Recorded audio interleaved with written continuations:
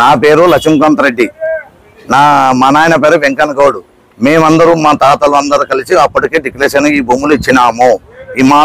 మా నాయన మా తాత చచ్చిపోయిన తర్వాత వీళ్ళు కూడా అడిగితే కర్నూలు ట్రిబ్యునల్ వాళ్ళకి రాదని చెప్పి ఆర్డర్ పాస్ అయిన తగ్గ ఎల్ఆర్ జడ్జిమెంట్ లో వీళ్ళే గెలిచినారు. 90 ఎకరాలు అక్రమంగా పాస్బుక్ తీసుకున్నప్పుడు అప్పుడు 2009లో ఎల్ఆర్ ఆర్ఆర్ కేసు వేసినాము. ఈ భూములు ల్యాండ్ సీలింగ్ అనేది తేలినాయి.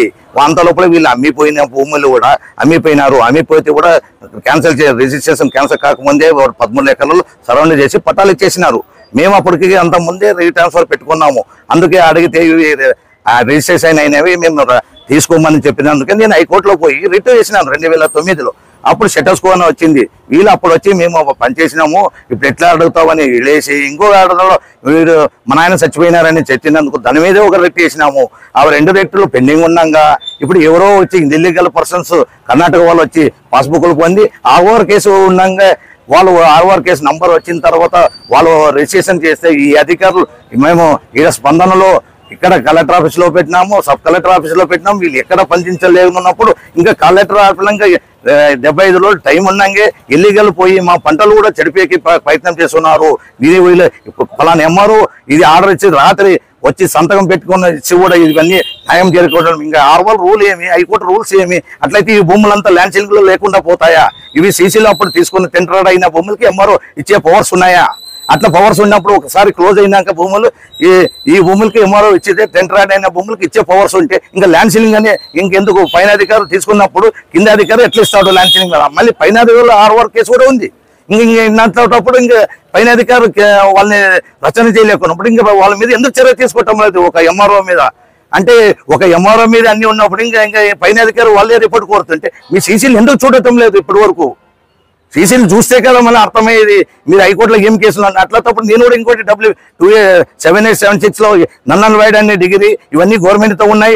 ఇవన్నీ ఎల్ఆర్ జడ్జిమెంట్ మీరే గెలిచినారని కేసు వేస్తే గవర్నమెంట్ మీద మా వాళ్ళు ఏం చేసినారు? రమ్మని ఒక ఇది కౌంటర్ గిరింగ్ అని చేస్తామని మాకు రాబోతున్నాడు.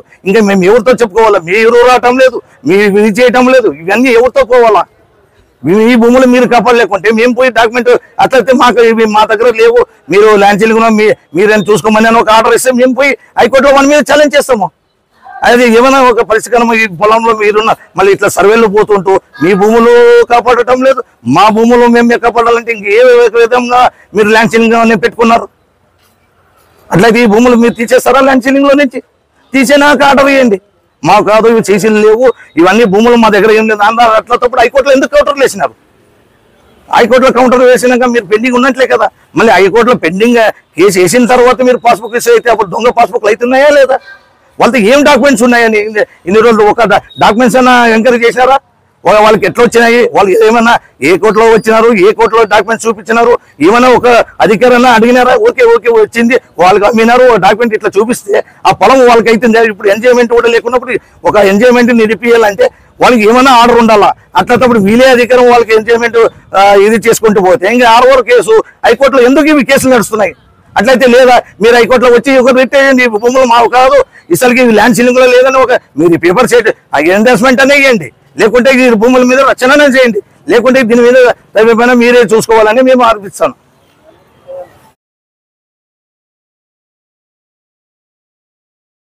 ఆర్టీ డెంటల్ క్లినిక్ గత 25 సంవత్సరాల నుండి దంత వైద్య రంగంలో అపార అనుభవం గడించిన డాక్టర్ ఏ రాజ్ కుమార్ రెడ్డి గారు పీడీఎస్ డెంటల్ సర్జన్ గారి ఆధ్వర్యంలో ఆర్కే దంత వైద్యశాల నందు అత్యాధునిక పరికరాలతో అత్యుత్తమమైన వైద్య సేవలు అందించబడుచున్నవి. మా ప్రత్యేకతలు ఎత్తు వంకర పళ్ళు సరిచేయుట, root canal treatment, dental implant, laser treatment, clips, composite చికిత్సలు, చిగుళ్లకు సంబంధించిన మరియు విరిగిన దవడ ఎముకలకు శస్త్రచికిత్సలు చేయబడును. అన్ని రకముల దంత వైద్య సేవలు అందించబడును. ఆనిముత్యాల్లాంటి మీ దంతాల సంరక్షణకై మీ అందమైన చిరునవ్వుకు మరింత అందాన్ని చేకూర్చేందుకు విచ్చేయండి RK dental clinic. Shop number 19/417, first floor, Balaji complex, B new mobiles పైన, మున్సిపల్ స్కూల్ ఎదురుగా, ఆదోని. Contact phone 08512251525, cell 7396003394.